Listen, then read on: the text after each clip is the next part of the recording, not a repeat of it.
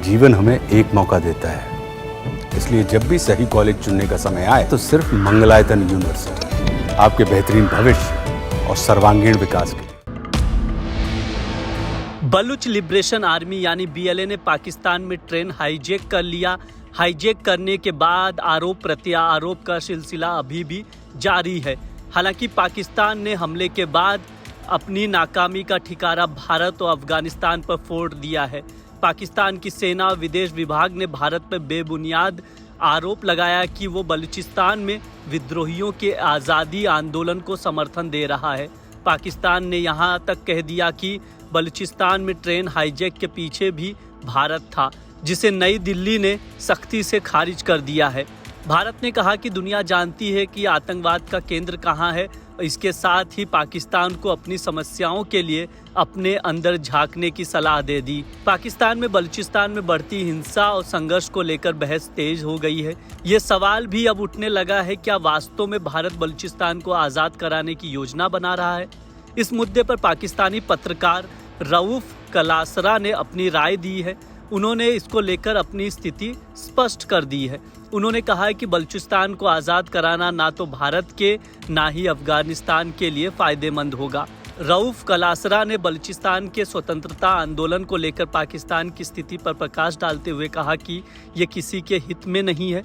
उनका ये भी कहना था कि भारत, अफगानिस्तान और ईरान के लिए बलूचिस्तान का स्वतंत्र राज्य बनना किसी भी दृष्टिकोण से फायदे का सौदा नहीं होगा।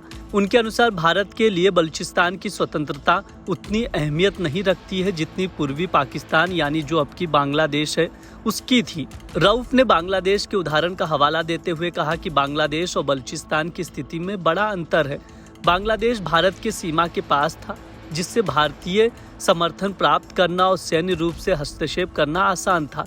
इसके विपरीत बलूचिस्तान पाकिस्तान के पश्चिमी सीमा से दूर है और यहाँ तक कि भारत के लिए इस क्षेत्र में सीधे हस्तक्षेप करना भी चुनौतीपूर्ण है।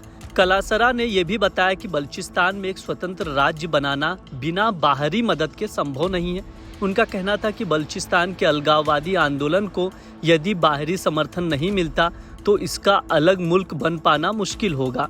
उन्होंने इस बात पर भी जोर दिया कि बलूचिस्तान में संघर्ष और हिंसा जारी रह सकती है, लेकिन उसे स्वतंत्र देश का दर्जा देना बेहद कठिन है। पाकिस्तान के इस एक्सपर्ट का दावा यह भी है कि न केवल भारत बल्कि अफगानिस्तान और ईरान भी अपने बॉर्डर पर एक नया देश नहीं चाहेंगे।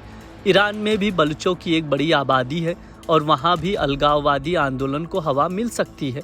अगर बलूचिस्तान एक स्वतंत्र राज्य बनता है तो ईरान और अफगानिस्तान के लिए गंभीर सुरक्षा चिंताओं का कारण बन सकता है, क्योंकि इन देशों में भी बलूचों की अलगाववादी ताकतें सक्रिय हैं। कलासरा के अनुसार बलूचिस्तान में हिंसा और संघर्ष जारी रह सकते हैं, लेकिन उनका मानना है कि इसका एक स्वतंत्र देश बन पाना किसी भी दृष्टिकोण से वास्तविकता नहीं है। संघर्ष राजनीतिक रूप से और सैन्य दृष्टि से तो जारी रह सकता है, लेकिन इसका रिजल्ट एक नए देश के रूप में नहीं निकलेगा। इस प्रकार बलूचिस्तान के स्वतंत्रता आंदोलन को लेकर पाकिस्तान में चल रही बहस अब एक नई दिशा में जा रही है।